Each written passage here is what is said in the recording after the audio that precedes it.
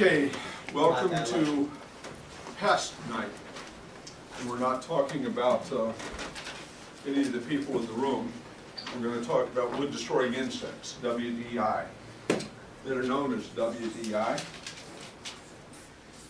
Wood-destroying insects, starts off with termites, carpenter ants,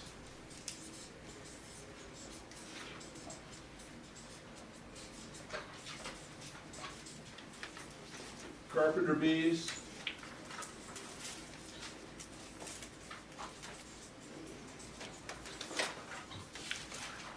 and powder post beetles.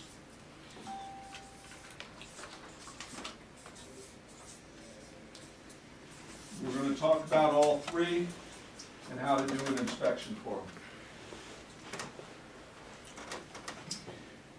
First of all, let's talk about licensing.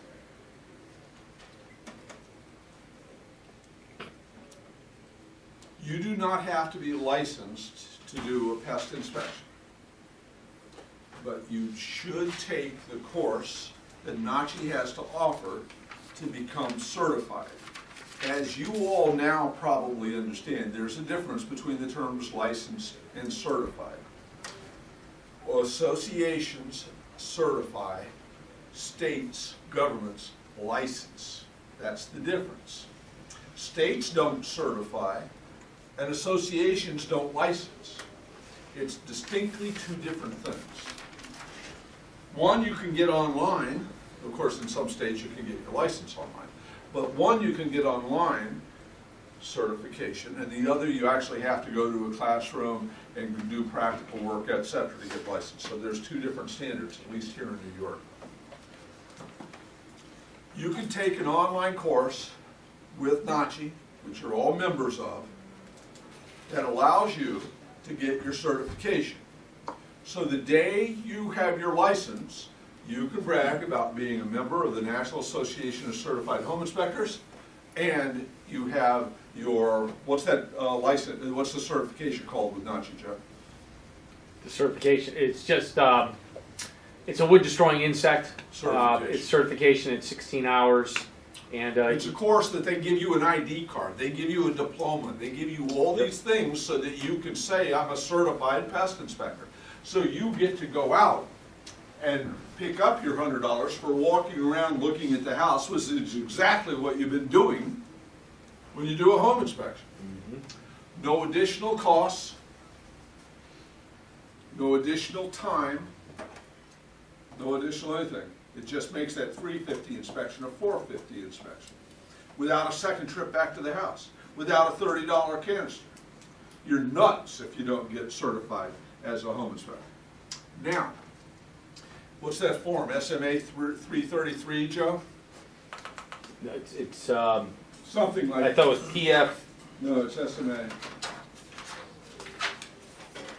Is it in the book? Yes. Down at the bottom. Oh, MPA 33. MPA 333? 33. Just 33. Yep. MPA 33. Yep. That requires an INCON license. This MP 333, the GI Bill, HUD, FHA, Farmers Bank. What's that government one? US. Yeah. US. USDA. No, that's food. You got VA, HUD, FHA, US.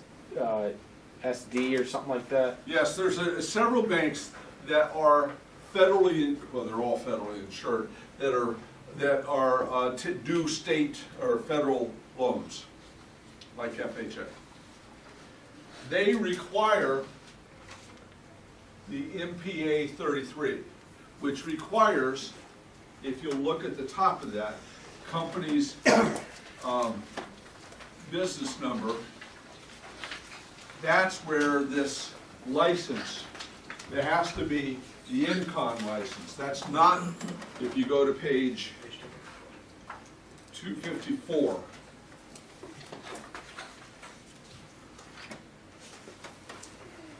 Company's business license number in the middle needs to be your in-con license number. It's not your home inspection number. So, you may get called out to do an inspection and then have termite and find out it's an FHA, and the realtors and the mortgage company is gonna wanna see this form and you can't fill it out. Your question is, how do you address that? I don't worry about it if I were you. Let them find out the hard way. If they tell you on the phone when you're booking your inspection that it is an FHA and they are doing a radon, then yes, then you need to make arrangements, either get your license or contact somebody that will do that for you. Pest company will, etc. But if you ask, are we doing radon, are we doing termite? Yes, yes, yes on both of them. You go out there, you do your termite, you hand it over, and the realtor then says, oh, this is an FHA loan. And you, oh, really? Oh, geez. Someone should have told me that beforehand. Yeah, exactly. 95% of the time, it doesn't require this form. So it's only going to happen to you a few times. Joe, how often does it happen to you? Oh my God. When's the last time you went out there and found out it was a FHA? I've been finding that the loan companies are accepting the InterNACHI. So don't worry about the in-con. It'll cost you $1,000 to get it done. That's taking the online course, that's taking the in-con test, that's getting your licenses about $1,000 to full bill to get your in-con license. But what we suggest you do is learn how to do an inspection. That's what we're going to talk about tonight. Learn what to look for, and go out there, get your NACHI certification. Now you can say you're a certified inspector, and then go out and just start doing pest inspections. Maybe this next inspection, Joe, the last one of this month, the one that we're going to have on the 2nd, you might want to walk around and do a pest inspection with them. Will do. There shouldn't be a problem. Okay. There's a lot of confusing information. Like right now I'm looking on, InterNACHI and a lot of different posts and that sort of stuff. And you hear a lot of different things about, do you need it, don't you need it? Because you can look up that form online and grab that form. I strongly suggest not filling out that form if you don't have the credentials. I don't know what the legalities on it, but it doesn't. I've seen that form being used where they put their NACHI ID number on it. Yeah. And if the bank underwriter takes it, he takes it and it's good to go. Yeah, I just don't. Yeah. But I'm bringing this up because I don't want you out in the field and then calling me and bothering me at 9 o'clock at night because you don't understand whether you can do a termite or not. See how selfless I am? Oh wait, that's selfish. So let's talk about the licensing now. You can do it, when you get out of here, take your NACHI course. It's free. Get your certification through NACHI and proceed using their pest inspection form, which is on the previous page. Isn't it here, Joe? For which one? I thought we put NACHI's form in here. We didn't? No, we did not. We Okay. but Okay. it's very similar. I'm trying to think if I Same exact information, just laid same, out. just laid out differently. There's a clause in the InterNACHI. Even though you visually don't see something, you're still not. You're not warranting. Yeah, you're not. You're just looking for the visual inspection. Right, the same drills we have on home inspection. But the 16-hour course is something you definitely want to do. Because right now, you probably would feel uncomfortable going out there. If you take the NACHI course and then you pester us for the next 2 weeks in terms of how do I do a pest inspection, and it's pretty freaking simple. We're going to talk about what you're looking for right now. So let's start in. The first one and the big one is termites. There are 27 different varieties of termites. In New York State, we were blessed with only one type of termite. And it's an easy one to find, subterranean termites. Okay? Termites, subterranean termites, live underground. They die when they're exposed to air. So, they have to travel inside wood or inside their mud tunnels. If they need to travel outside, they build mud tunnels. They carry mud from their nest underground. Here's the ground, here's the house, and they travel up and they get in the house. And if they have to go up a foundation wall because they come up on the outside, they will build a mud tunnel, and they'll be traveling inside the tunnel so they're not exposed to outside air, because they need moisture. And what are they looking for in their travels? They are looking for wood or cellulose. And they take this cellulose, they eat it and mulch it up in their mouths, and they turn around. Let's just say that here he goes up and he's eating there's a leak on a floor joist and there's some wet wood, and the termites find it. Now they're feasting on that, and an army of termites will go up and eat that, and they bring that back and they regurgitate this moist wood for the queen, and the queen eats it. So that's how they keep the queen. The queen never leaves never leaves the nest, and she lives off of the regurgitated cellulose of the workers that are constantly. Here's a tree stump. Here's mulch around the house. Here's the dilapidated old garage. These are all food sources. Mulch beds, tree stumps, etc. They're looking for wet wood, and they will travel all over the place to find wet wood. Sometimes there will be 2 colonies under a house. When I moved into my house, I had termite traps out. I didn't know anything about it. I then became a home inspector, and about 3 years after I was a home inspector and knew something about termites, I went to the termite class down in Elmsford. Went through the whole process, and one spring, I've been in my house now about 5 years, one spring I had 3 swarms that year.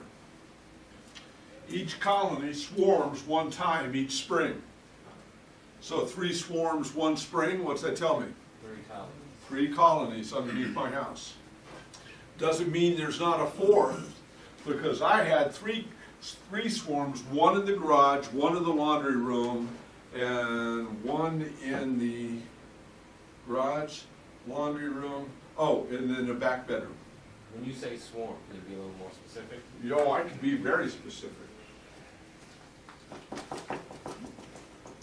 A bunch of termites flying around with big wings in a mass about this big, just buzzing around like this. And you look at it, and there's this big circle of termites just flying around willy-nilly. And it's called a swarm, because that's exactly what they're doing. They're swarming. Once a year, these maters go up to a tunnel and exposed to the air, and one of the workers opens that up, and a couple hundred, 500, 1,000 termites all go up, and they start swarming, and they fall to the ground, and then they start digging. For some reason, they won't just crawl out of here and go over here and start a new colony. No, they've got to go up. They swarm, somewhere, either in a house or in the yard, it doesn't matter. I've seen swarms in the garden, outside. So wherever the tunnel is, a worker opens that up, they swarm, they all fly around for a couple minutes, they fall to the ground and they start digging to go down and be the new queen of their own colony. Each one of them could be a new colony. But if it happens in the in your basement or in the house, typically they don't find they don't find the dirt, so they're not able to dig down and create a colony, so they just die there. I've gotten up one day and went into the laundry room, and there on the floor were 400, 500 dead bodies of termites. I had a swarm that night. It took me probably 4 years of beta termite remediation to get rid of all 3 of those colonies. I haven't had a swarm now in 10 years. I like bugs. Well, guess what? You probably will never run into a termite. They stay hidden. You'll see signs, but they're not going to come out and introduce yourself. I took off some molding off of the house. Not me. We had some work being done in the house, and the guy that took off the molding, what is it above the rug on the floor where the rug and the baseboard, right? The baseboard, he took it off and he turned it over, and there were 4 or 5 termites on that wood, walking along, just having a good day. What's going on? We're exposed to air. We're dead. Yeah, they're dead. I put them in a little jar. It's the first time I'd ever seen one. I've been doing it for 6 years, so don't worry. I think you'll be safe. Huh?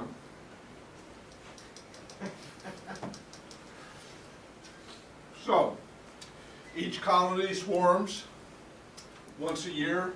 Those guys start a new colony. They eat wood. They bring that wood back to the nest. They look like this.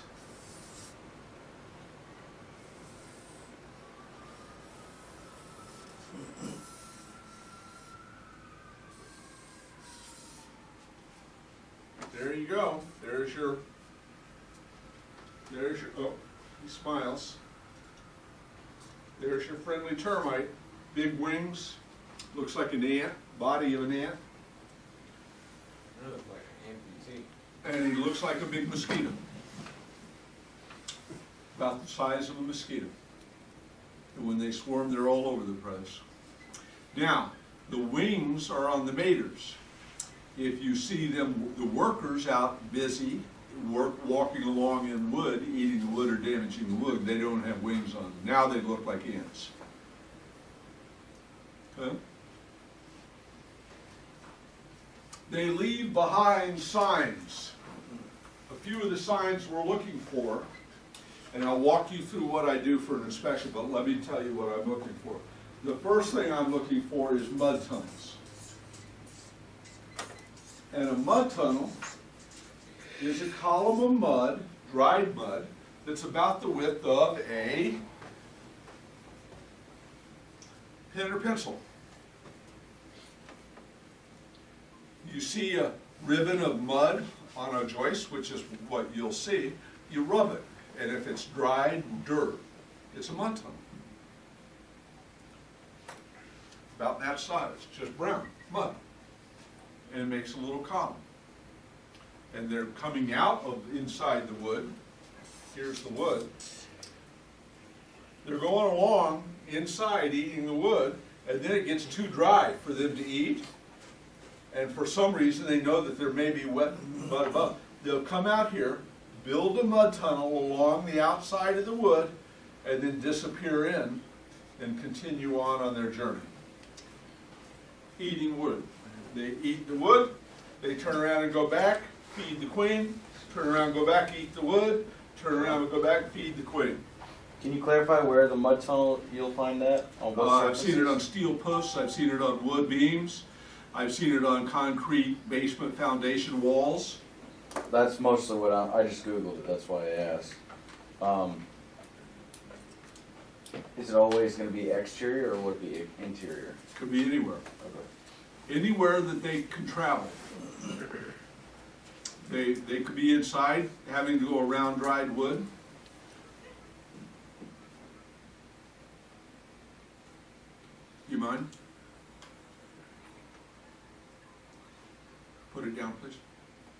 Yeah. I'm not standing here giving a lecture so you can read. No, If you I'm want to go home, that's fine, sorry. okay? You can read that anytime, okay? So, I'm looking for mud tunnels, dried wood, about that size, that's how they travel around wood. Then I'm gonna look for damaged wood. Do we all know what dry rot looks like? Okay, we'll add mud to the dry rot and you have termite damage. You take carpenter ants, they damage the wood. You take dry rot, it damages wood. You take termites, it damages the wood. The difference is, and the way you can call it termite, is the fact that there's mud in it. They leave the mud residue behind. If you see what looks like termite damage and there's no mud in it, it's not termites. It may be carpenter ant or it may be dry rot, but it's not termites. So the defining thing, and I researched it. I said, how do you tell the difference? And I researched that topic, and I looked and looked and looked, and the only thing I got back that was anywhere near reasonable is it has mud in it. Okay? Then, mud tunnels damage, and then body parts. After a swarm, they're laying around. When you're in the basement, you walk in the basement to do a termite inspection. You're going to look on top of the hot water heaters. I have one instructor that says you get one of these mirrors that has the mirrors on the stick, and you walk along the rim joist, and you look for body parts and damaged wood. Never done that. It was 15 years ago when I heard that, and I said, no. So when I go into it, let me walk through an inspection. When I get there, I'm doing a termite inspection. Hi, how are you? I start at the right front post of the garage, and I start walking counterclockwise around the house. I'm looking at the foundation. I'm looking at the foundation for the mud tunnels that'll be going up the side of the exterior of the foundation into underneath the siding. We're going to get to carpenter ants in a minute, but I'm also looking for carpenter ant activity at the same time, because you'll see the individual ants walking up inside the building. So, as I'm walking around the exterior of the house, I'm looking for mud tunnels and carpenter ants, or any signs of damaged wood. For example, if I'm looking up the side of the house, now I'm looking for the signs of carpenter bees. Okay, you're saying like there would be mud tunnels outside that you're looking for. Won't the rain wash that away if it was like the day before? Like if it was raining the day before? Sure. You're not gonna have those signs on the outside. correct? Nobody says this is guaranteed, it's just, there was no signs there. Okay. Yeah, honestly, there may have been there, it's raining, you know, if it's not there, it's not there, don't worry. Okay? Are you concerned whether it's active or not? If I mean, can you? That's the question, isn't I it? don't want to ask a silly question. No, but no, just, no, I'm not active, I'm not concerned if it's active. I've got to find signs, it's not my job to determine activity. I'm going to recommend a qualified contractor come out, pest inspection company is going to come out, and he'll determine whether it's active or not. Okay. And what do you think he says? Oh, yeah. Absolutely. Because you could have old damage, you could have old, you won't have old body parts, because those body parts will dry up in 5 or 10 days. But you could have old damage from 50 years ago. You could have mud tunnels. I've seen really old mud tunnels on old abandoned houses, mud tunnels all over the basement that had to be there at least 20 years. I got some good information about the forms from Internachi and from one of our former students.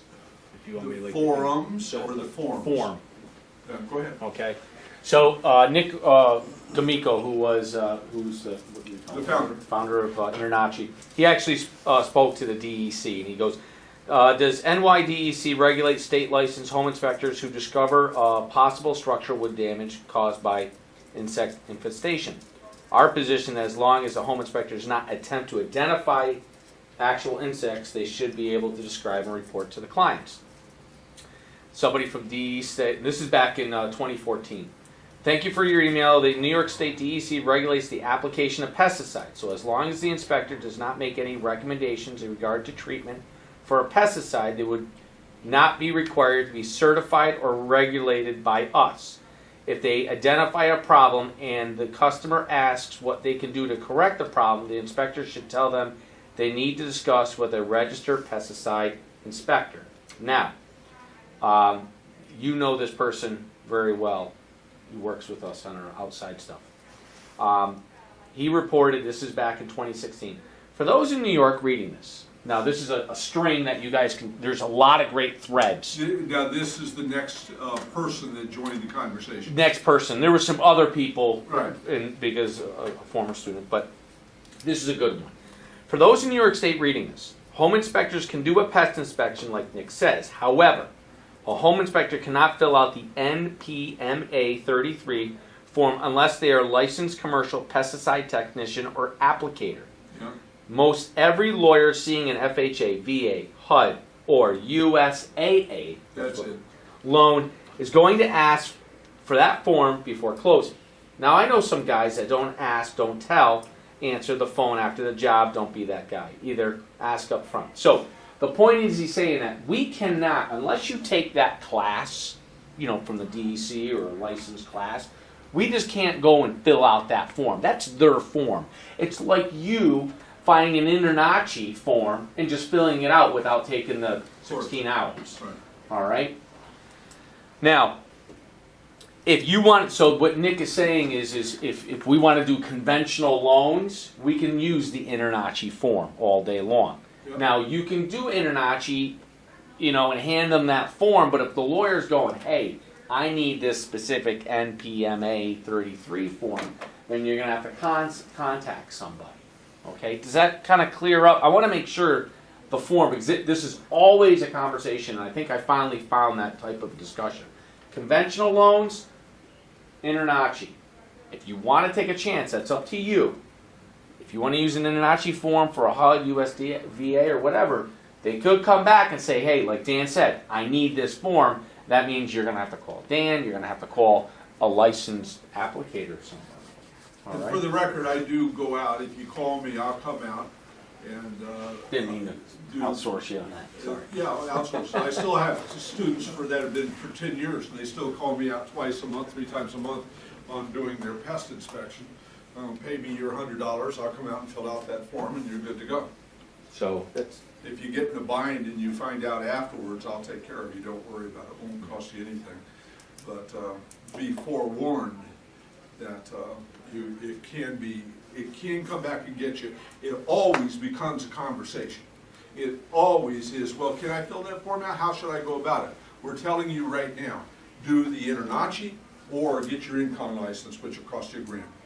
I went out one time, had the pest company show up and did a good job, charged me $125. I called him a week later to come back to another job. He said he couldn't do it. He was out there, he charged. I wound up in the same area, wound up with the same guy, walked through the door when he told me he couldn't make it. That's because he was already doing it, and he charged my client $75. He screwed me out of $50. So I immediately went down to Elmsford, spent a week, got my InCon license so that would never happen again. Now I wasn't beholden to anybody else's Yeah. schedule. So, the InterNACHI certification is free if you're A member. if you're a member. And you have your first year membership free if you pass the membership test. You talk to You Lisa. call Lisa, you get your membership, and you go online and you take your 16-hour online course, and you get that certification, and you're good to go. No problem. And there's a lot of other great courses there too, besides Oh, InterNACHI is a great It's, source. it's a great resource, and again, you are all going to be home inspectors. There's a lot of educational items that make you a smarter person. So this may be a judgment call or whatever, but based on that information, are you asking when you're getting a phone call and they say, yeah, we want a pest inspection, are you following up and saying, okay, is this a HUD loan? So that way I know if I need to get somebody who can Honestly, actually- I do. You do? Okay. I do, and I use Mohawk Pest, and I line them up. I'm pretty fortunate because it's probably like 1 or 2 I'm getting VA and HUD loans. So in the beginning, and I tell everybody, as new home inspectors, you should be working with a wood destroying insect company right now. Don't take that on now. You got to learn how to inspect. You want to take radon, that's fine, but don't you're just brand new inspectors, so take something else on. We're educating you, take the 16-hour class, but spend a month or two hiring these guys like Dan did, so you can watch what they do. Right? You watch how we do for And I 4 don't ask months. the question because I got my income license 1 month Yeah. into it, so I don't really care. Yeah, I mean, it all depends on your business model. You don't have to listen to me. No, you're right. But And you- you should ask the question up front. That way you know. That way you also sound professional. The problem with that is it could change. How many times have you seen an Oh, you're absolutely right. loan? They could tell you change the have loan, they FHA don't know. loan, by the time you show up for the inspection, all It's of a sudden, different. their financing has totally changed, Yep. and now they're doing conventional, Or other way around. or the other way around. What's the difference between the in-kind education and the Nachi? In your world? 30. Well, There's 30 hours. $1,000. Oh, yeah, is that all of it? No, there's a lot more. The in-con license is a technician that does do applications. You need the application license, although you will never apply. So you are taking a much more, how should I say, technical inspection. You have to be able to read to do the in-con license. You have to pass with 8 out of 10 questions correct the primer test, which is 10 questions about reading a label. If you don't get 8 out of 10 questions right on the label, you don't even get to go on to the main test. InterNACHI is a 16-hour course with, I don't know what With kind of quizzes test. in between. They do get a little technical, but not.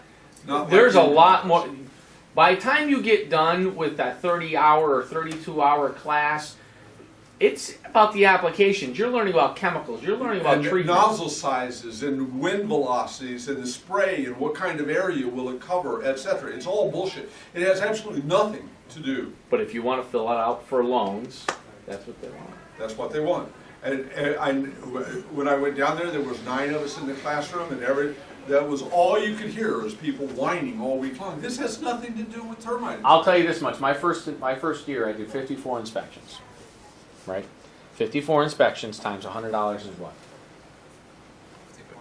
It's not big math. What is it? That's what I lost out. $5,400. Class is $1,000 Trust or me, Joe $2,000. counts every penny he loses. I love, but you know what? I consider that $5,400 like a learning curve, because I watched and learned and watched and learned, and I still watch and learn. But I got burned a couple times. You miss stuff, you got to eat some crow. You know, if you miss like wood destroying insect, it's a big deal.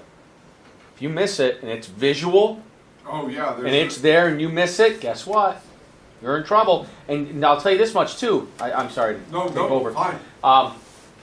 It's not like, it's not in our SOPs to remove insulation. No. It's completely different. It has nothing to do with home inspection. There is a little bit of removing insulation if something gives warrant to it. These guys have long pokers and they're jamming the heck out of the house and they're looking for damage and that sort of stuff. So this isn't like a visual, like, oh, I see nothing. You know what I mean? If that homeowner moves that little insulation, now granted you have to have a reason why you're moving that particular one, but if they move that insulation and going, that's all destroyed, your rim plate, guess who's paying for it? And if you don't have insurance with a rider for wood destroying insects, you better have $3,000 sitting in your account, because remember we talk about small claims court, you go up to $3,000, you better have money sitting there just in case. Or Christmas is going to suck. Okay. So, don't mean to scare you, but at the same time, it is, you got it. Take this seriously, and I Yeah. think that's Joe's point. Take this seriously. Do something about it. You can't get in this business without being a radon, taking radon, and you're not going to be able to make it in this business without being able to do termites. It is a money-making side of the business. This is a lot better than doing the radon, because you're doing your inspection at exactly the same time, and you're just filling out an additional form when you're doing your paperwork. Over Christmas break, or I shouldn't say Christmas, whatever you want to call it, take the 16-hour class. You can take your InterNACHI classes now. Take them now, get the 16 hours, work with an applicator for 6 months, because you may say, you know, I don't even want to do home inspections. You just spent money, go make some money so you paid for your class back, you paid for your insurance, And then after a while, then you get into the next and take something during the summer. You know, some people are not like that. Some people are just like go, go, go, and that's up to your model. I'm just saying that. Okay. Walking around the house on the outside, you're looking at the foundation, you're looking for carpentry activity. We'll get to those in a second, but basically they live in the house and they're going outside foraging for food and bringing it back into the house. Termites live in the ground and they're going into the house and foraging for food and then coming back out. So they cross paths like this, but you'll find them at the foundation. You walk around the complete exterior of the house, you then go down to the basement. Now I know some termite inspectors get into the attic, never understood that. No termite in the world is going up to the attic when there's all the wood at the floor. Think of the distance between 8 foot, 10 foot underneath the ground all the way to the attic. Why is he passing all that wood? How does he know there's wet wood up there? He doesn't, so they're not up there. You then go in the basement, I take my flashlight, I start at one corner of the house, I follow the sill rim joist all the way around the house if it's visible. I then sit there and I shine my flashlight across the floor joists, looking for mud tunnels and damaged wood. Get back here, look at the other side of it. Trust me, I've gone through a basement 3/4 of the way through, perfectly fine looking wood, and bang, you'll get to one of those joists and there'll just be rotted wood. Out in the middle of nowhere. Didn't see it from any other angle, but if you're not walking and looking at it, you'll see it. One time, the best catch we ever had, my partner caught it. It was about 1 inch worth of mud on the outside of a joist. And he called that out. It was mud. We had the termite guy come in. He couldn't believe that we had looked at the joist that seriously that we caught this 1 inch piece of mud. So, you know, you put into it what you get, but that's what you're looking for. You're looking for mud and you're looking for damaged wood. And then, of course, body parts around the basement. Now, termites can be addressed by those bait stations. How many of you have been to my house and saw the bait stations outside the house? Sometimes you'll see the bait stations. They're circular, and then there's a hole in the middle, and there's a rod of wood that goes down. And it's soaked wood, and it's face on the ground, so it's flat to the ground. You see the plastic and a little opening, and they shove the stick down there. And that stick has chemicals soaked in it that attracts termites. It used to not be that way, but about 4 years ago they came out with a chemical that attracts the termites.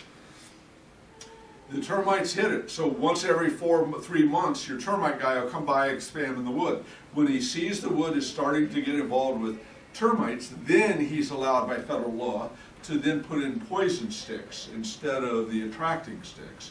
And now that termite comes up through the mud, eats that wood, goes back and regurgitates it to the queen. When the queen has done that about 100 times, and all these termites have been bringing regurgitated wood from the poison stick, it turns around and kills the queen. When the queen dies, the nest is dead. That's that simple. That's why every year they try and repopulate. Because when that queen dies, everybody else dies. Okay? So the way you get rid of your colonies underneath the building is by poisoning, and they do it on the outside because these termites are always going all over the place looking for wood sources. And if they find a wet stick that tastes really, really good, they're going to tell all their buddies, come back, come back. This is where all the good food is, and that's how you destroy the colony. Would you only put those bait traps there if you have evidence of termites, or? Well, licensed chemical companies cannot do that randomly. Yeah, I guess But if you're you just a can walk homeowner, in- you wouldn't have those bait traps unless you have a problem, I guess. Right, you could walk into Lowe's and buy those bait traps. Okay. You can't treat them with chemicals, though, that are forbidden by law. I think they may have some of those bait traps, and there is something legal you can put on them, but they're not supposed to be very effective. The big thing is too, is when you're doing exterior grounds, right? You wanna look at if the neighbor's yard is, you know, semi-close, you'd be surprised in some of these sandy areas, like, huh, they got a bait trap. My client doesn't have a bait trap. So I make note of that. Hey, just to let you know, your neighbor next door has termite bait traps. You don't have any here, but there could be a problem maybe in the future. 99% of the time, nobody puts those bait traps in unless they've had a problem. Yeah. It's just not gonna happen at some point in time. That doesn't mean they're still there now. It just means that at some point in time, they had it, and so you had better be aware. But other than walking through looking for the 3 signs, mud tunnels, damaged wood, and body parts, that's it. And Fraz, right? Have you gotten to No. that? Oh, you haven't gotten to that yet. Sorry. I'm doing this. I know. I get so excited. This is. It's hard to sit back here. I know. Why do you think I go with, I can't. I know. I go in the other room because I keep interrupting you. Yeah, sorry. Kinda like what you're doing. Zoop. Fraz. The next thing is carpenter ants. I'll Fraz you.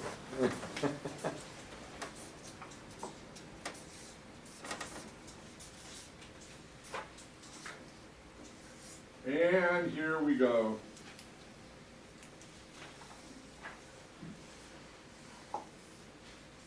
Carpenter ant. Looks kind of familiar. These are the flyers that fly around with the wings, carpenter ants. Sometimes they have them, sometimes they don't. How's this different than the termite? You remember? They look very similar, except for one distinct difference.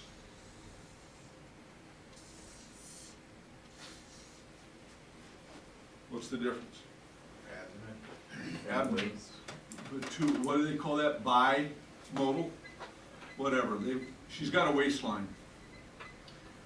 That's an ant. So think of ant as a lady, and there's your waistline on the ant. This is the termite. Hi. And then this is your poor carpenter ant. Carpenter ants live in the wet wood in the house. They're eating in the wet wood, leaves behind. Joe, what's that eating leave behind? Fraz. Fraz, which looks like sawdust. Okay? So, in the house somewhere, on the floor or on the sill plate, you're going to see a pile of sawdust. That's really not sawdust. Now, sometimes contractors will go downstairs and drill through the wood to run some cables through the basement and leave behind sawdust. So look around to see if there's a reason why you have sawdust.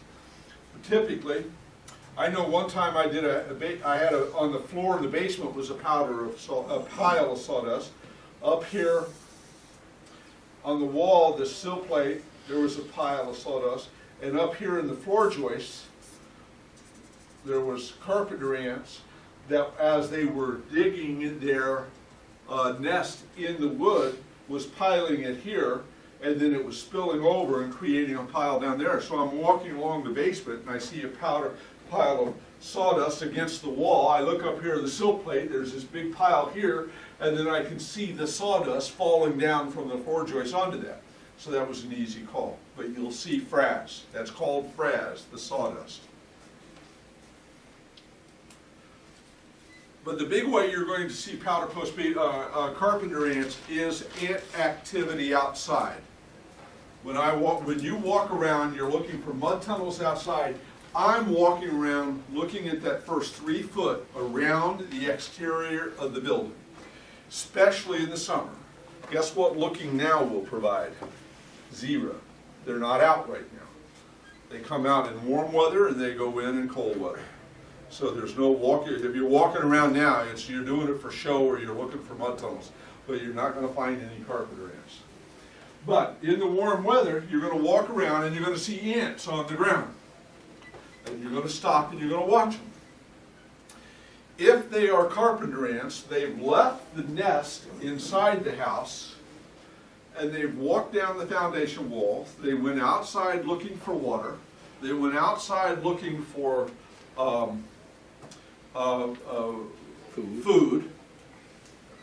They don't eat the wood inside, they build in the wood inside. They are different from termites because what they're doing to the wood is different. They're not eating it, they're using it as a building and a cover. So they live inside the house, they go outside to bring food back for the colony, not necessarily for the queen, for the whole colony. There's babies, etc. So when you're walking around the house, you will see a carpenter ant come down the foundation, and I've stood there and watched it, walks across, goes over to some plants or something, walks around there, walks back to the foundation, and right up underneath, and disappears underneath the siding. So now I know I have carpenter ant activity. What else do I know? Colony in the house. Well, yeah, I have carpenter ant colony in the house, but what else do I know about that colony?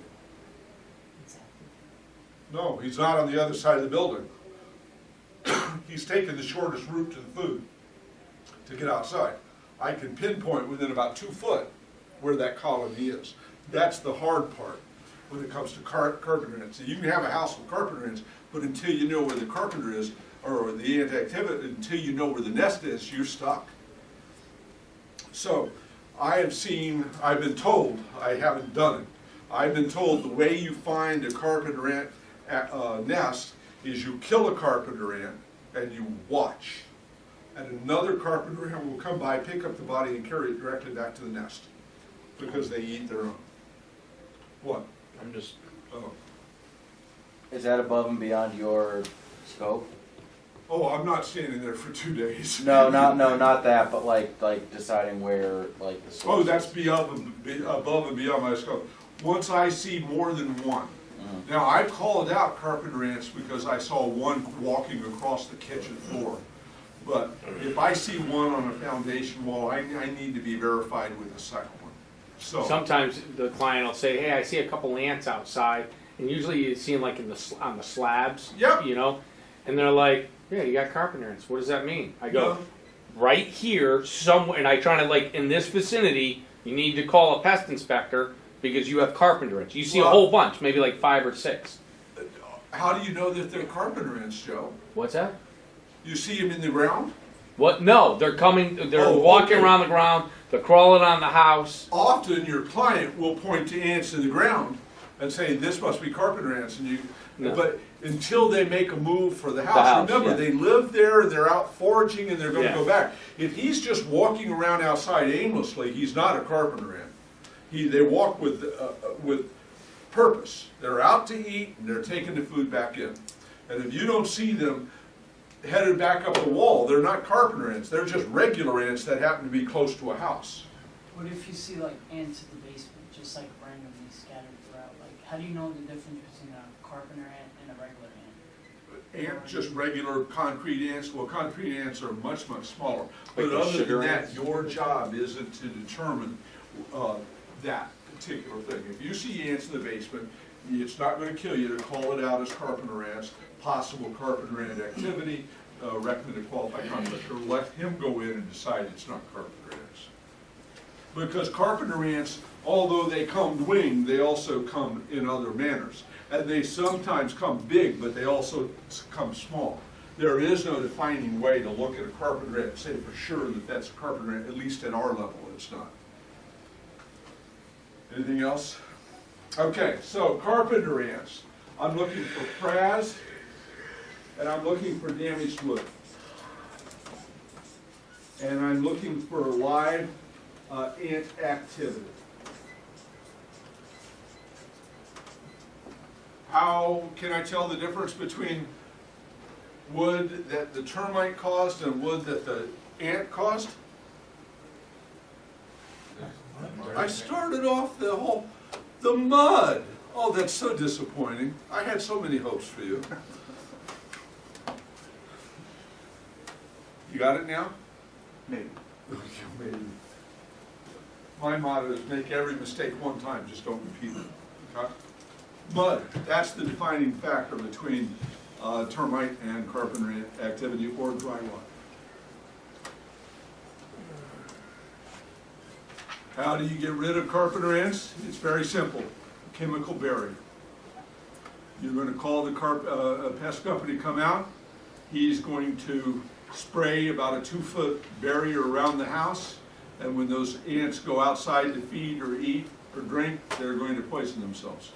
And then that termite colony, unless they find wood or water or food or water inside, they're going to die. So, pest companies poison the shit out of carpenter ants. Do these things hibernate or something in the winter? I'm not certain. There must be something like that, because I- certainly they're not going out in this weather, Yeah, but they're living inside. but, They do live inside, so they may have something.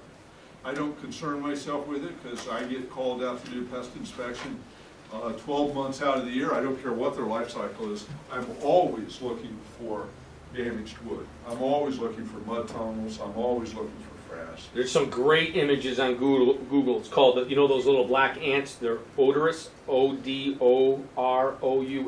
versus carpenter. And they talk about the thorax and that sort of stuff, and it's very distinctive. I mean, you can, you know, how it looks, so. So as you're walking around doing your pest inspection, you're doing exactly the same thing you're doing for the termite. You're walking outside the building, looking around, you're doing your inspection. I'm doing my termite while I'm doing my normal inspection because I'm still looking at the foundation, I'm looking at the ground around it. I walk around the house, I go inside, when I get to the basement, I'm looking at the structure of the floor joists. There's not one thing doing a pest inspection is different, there's not one item, it's not different, it's exactly the same inspection. You just have to be aware that you're looking for damaged wood, frass, and activity. And with termites, you're looking for the damaged wood and the mud tunnels. Yes? If they say they don't want the WDI inspection, Yep. when you see a bunch of mud tunnels on the foundation, No, I'm telling them, as a home inspector, I'm gonna report possible carpenter, or termite activity. even if they said they didn't want the bug report, just because you saw it? Well, I've gotta report damage. I've gotta report damage. They're gonna get it, they're just not gonna get an official report from me. Okay. They're not gonna get the in-con report. I'm gonna treat it as if it was just damaged wood. Noted damaged wood may be structurally deficient on the house, recommend a qualified contractor repair is necessary. This may possibly be termite damage. I still have to do it. Right. But our thing is, these realtors in our area, and I don't mean to be callous about this, are protecting their freaking butts.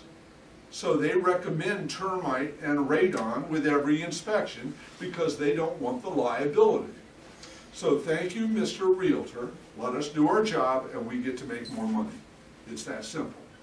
If the realtor didn't have the radon and the termite in there, we wouldn't be doing it. But if it's in there, I'm doing it. And I don't care if it's a snowstorm, I don't care if it's cold in the winter and you can't see anything, I don't care if it's a finished basement and there's nothing to inspect.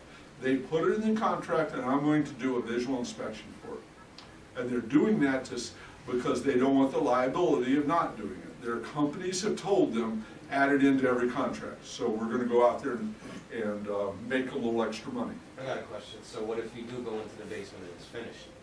Like, you know, you I'm can't still, I've found termite activity and carpenter ant activity in a first floor slab apartment, so why wouldn't I find it in a basement that was finished? So would you just go about it the same way? Same exact way, I'm walking around, but I look at the walls and I'll take a look at that Baseboard. baseboard, because when I found it in my house, it was found in the baseboard. Okay? So I'm looking for termite, I'm looking for ants walking around. I've gone into a house that was empty and walked into a bedroom and there was 4 or 5 ants walking around on the floor. You know, I killed one of them, you know, looked at him and sure enough, he had the wings, etc. and reported it. You're being asked to do an inspection for something that may or may not be there. It's not, if it's not there, it's not there. But if it is there, report it. And then the only thing that the form is going to ask you to do is what evidence did you find and where was it? So you're going to have to know what frass is, you're going to have to know what termite damage looks like, the body parts on the form, on the federal form, it says body parts. Mhm. So if you see body parts, I mean, we're not making this stuff up, it's on the federal form. That's why Nick Gamiko stated that you can go and do termite as long as you're not identifying what the insect, what destroying insect is, and how to resolve the situation. Because each of InterNACHI and talk about damage, body parts, and that sort of stuff. And I'm telling you, I mean, you get in these basements, we've been in these basements, it's tough. You gotta spend some time, you gotta get a good flashlight, you gotta know what you're looking for. Because if you get in a basement that has a lot of stuff and a lot of things, Alright, so question, I was listening to you and you said like, you're not supposed to, it says we're not supposed to determine the type of wood destroying insect, right? That's what you said. Who said that? For- From a home inspector's from a point of home view, inspection yes. point of view. Yes. Oh, okay, cause I was gonna say, aren't we doing that with? From a pulling stuff home from inspection carpenter point of in, view. or- If you take the InterNACHI, then you can, for conventional loans. Right. John? One of the house spec sheets used to be about wood destroying insects. Right. Just to document, you know. Yeah, there's signs of something that should be looked at. Right, exactly. Okay, anything else? Okay, let's go on to, any questions about carpenter ants? Branch damage activity. I'm telling you, look, you're looking for damaged wood in the basement anyway. Other than that, the biggest thing I do for carpenter ants is during the summer months, I'm looking for the ant activity outside. Just be sure when you call out ant activity that he's headed up the wall. Don't take the standard regular ant walking around. Let's talk about carpenter bees.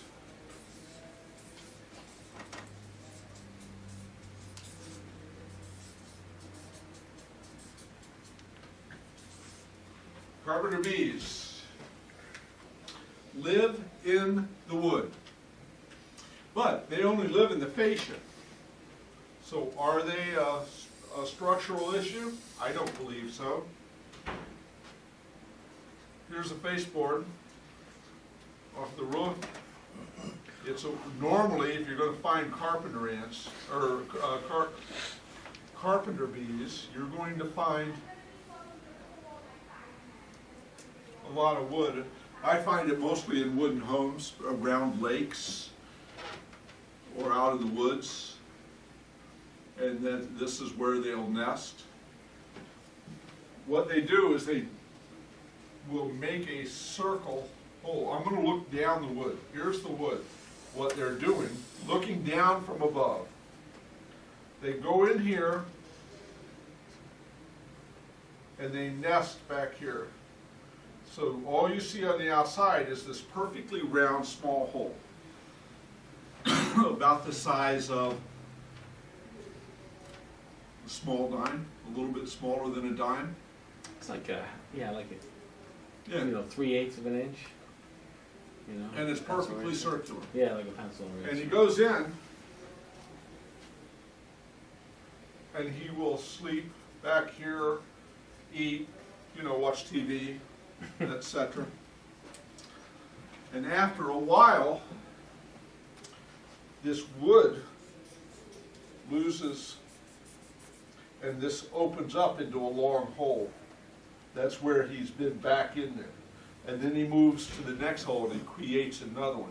And what you're going to see as carpenter bee activity is a series of holes. Typically, not all the time, they move to the right. Here's his current road, and this is the house he used to live into until the wood deteriorated. And then this perfect circle became an oblong because he had gone back to the left and he's back there and he's living back there and his excretions are eating away on that wood. And pretty soon it opens up and he's exposed, and then he moves and then he goes and digs another hole next to it and does the same thing over and over again. So when you see I don't want to say all year long, but on I've seen them in the spring and late fall and early spring, so they're not out in the winter. I've never seen them in the winter. But you will see them flying around and going into their holes. Carpenter bee activities. But the only wood that I've ever heard of them bothering or anything else is the face wood. Now, I've seen them on the planks on wooden houses. I had one house. Don't we have pictures? Oh, yeah, I've got pictures, but it's not in. Yeah, it's on that disc. But I went to one house one time that was just wooden planks, and I'll bet you there were 200 carpenter bee holes all over that house. The fascia, the wood siding, everything. There was just absolutely everywhere. Is there anything they can do to really No, get not rid? structurally. That's it. Well, no, I mean so they don't come and bother the house. I'm not even sure how the exterminators do. Oh, you Because- mean to prevent them even coming? Yeah. Oh, no, I know that people that have carpenter bee activity, they have a bitch of a time getting rid of them permanently. Because I did They can some. make them move, but they can't get rid of them. Yeah. I thought that they usually attack painted wood, Oh, no, right? I wouldn't say that. No. Says that in the book. Says they attack unpainted. In the book, in my book? Yeah, it says Yeah. unpainted. Oh, unpainted. Does it say unpainted? Yeah. Yeah. I mean, So No, I even gotta if you look. treated that wood, they would still eat through it? Page 250.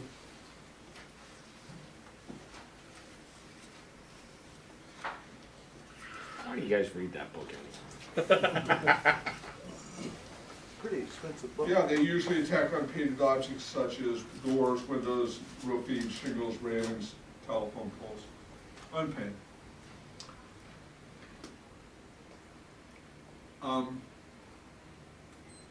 So you're gonna see either activity or you're gonna see holes. It's that simple. They don't really destroy the building, and they're a nuisance to get rid of. And I guess they're chemically sprayed the same way carpenter ants are taken care of. Would you say that, Joe? The lady she was like, how do you get rid of them? She lives out in the country. I'm like, move. I'm like, I don't know how do you get rid of them. I mean, you built a house in an area where there's insects and bugs. Right? I mean, The only thing I could think of would be using a wood that they're not gonna like. I would imagine 99% of the time trim is pine. You could use something that was more expensive that they wouldn't like the taste of, but. Couldn't you treat it, couldn't you like treat it or coat it with something that they wouldn't chew through? I've never seen pressure treated lumber used as trim, but I've seen them in mailbox posts that are pressure treated, so They're going that too? yeah. Oh, man. Well, they don't eat the wood, so. They just chew it. Burrow into it. They're not eating the wood? No, they just like drill through. Powder post beetles, last and final. It's gonna look like a bunch of shotgun pellets on the outside of the wood. Typically old lumber or old timber. You're gonna walk through the basement and you're going to see shotgun pellet small holes, as if somebody stood back about 10 foot and shot the ceiling. And those are the holes that the powder post beetles carve in, and they can go in, what's the term? When they hibernate for like up to 7 years. Yeah. They're gone for 7 years. And then when they come out, they start eating ravenously. When you see powder post beetle damage the inside of inside of one of these wooden structures, it's just nothing. It's no big deal to take a screwdriver and it'll just sink right through the wood. And there's nothing left on the inside. It used to be a problem. They didn't have a chemical that would deal with it. Nowadays, there's chemical. I've seen a whole basement totally with powder post beetles, and the bill was like $450 because it was all unpainted wood. All that they had to do was come down and spray it with chemical, and it was gone. In the old days, back when I started, they didn't have a way of treating it, and the wood had to be taken out. There were builders that had dormant powder post beetles, and they built a whole development. And when the powder post beetles came out, they had to take rebuilt every 2 houses at a time and had to put people up for a month. Whoa. because they filed a suit. The wood was bad, the houses were destroyed. Nowadays, they would have spent 50 grand and gone in and sprayed every basement, it would have been done. But back then, if the wood was infected, it could still be sound, but they couldn't get it out, so they had to replace it. And if they replaced it, they had to rebuild the house. So, powder post beetles is simple. You're either seeing the same damaged wood, but if you see the damaged wood, look for your holes. If you have your, didn't we do an inspection a couple weeks really ago old where we house. had the Yeah. powder post beetles? Then most of you saw that. And it's pretty obvious what it is when you see it, correct? You were there, weren't you? Oh, shucks, man, we had a great time that. Oh, you missed, and you missed, Beach? the well float. No, not the well float test. The what? The outhouse. No. It was a functioning we- outhouse. We had We had a a, shallow well. we had a shallow well pump in the basement. Huh? Look at the excitement you missed. Holy smokes, what a great day that was. The headstone on the property too. Oh, that's true. I love that basement. That was a good house. Oh, that was with the one realtor that, yeah, He you said called we me go up, back you're like, anytime. that was like 218 years or something? Yeah, Something yeah. crazy. Revolutionary Yeah. War house. Revolutionary War. And Green full Ridge house. one? There's an end-tap oil tank. Oh, yeah, it was loaded. Everything's perfect, that could be wrong. Yes, and I walked in there, oh man, not this house. By the time I walked out, oh, I love this house. There were so many things we never see Yeah. in that house. Yeah. Once every 4 months. He said we'd come back anytime we want. Yeah, he's good people, so maybe, Yeah, maybe once we go through the the full cycle, the we'll full do cycle, we'll it hit that next, again. next time. And he's not selling that house, for the record. Yeah. That house isn't going anywhere. I'm not worried about it. We'll Okay. have that house Not next buying it. year. So should we buy that house for the school? I was thinking. That's I not know, gonna sell you, fly. don't need to. Don't tease him about that. He's Oh, talked about that before. I know his whole plan. The problem is 25% on investment property, so I'd actually have to move into that freaking house. Dress up like a Revolutionary War person.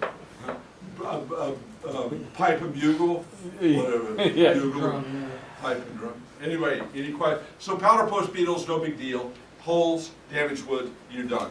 When you go into an old basement, look at those wood joists, they're either there or they're not there. If you do not see the holes, any damaged wood is not powder post beetle. Powder post beetles or damaged wood, if it's powder post beetles, will always be associated with the circular little buckshot holes around it. Okay? Anything else? Nothing? Is it just like, so if you see, like right when you walk up, you see something, can you just mark it and leave? And Well, you might miss the termite damage that was later on in the building, so that's not a good idea. So you still have to look at everything? Yeah, because they're gonna go in and treat the powder post beetles, which isn't gonna get rid of the Oh, so you termites. gotta look for it. You gotta look for all of Okay. it. You can't just find some, it's not like you have a leaky furnace and then you get to stop doing your inspection. Right. Or a Federal Pacific electric panel that you get to stop doing your inspection because then the expert's gonna come in. No, if you call out powder post beetles, they're gonna come in and treat for powder post beetles Right. and nobody will ever look for the termite. So do all of it.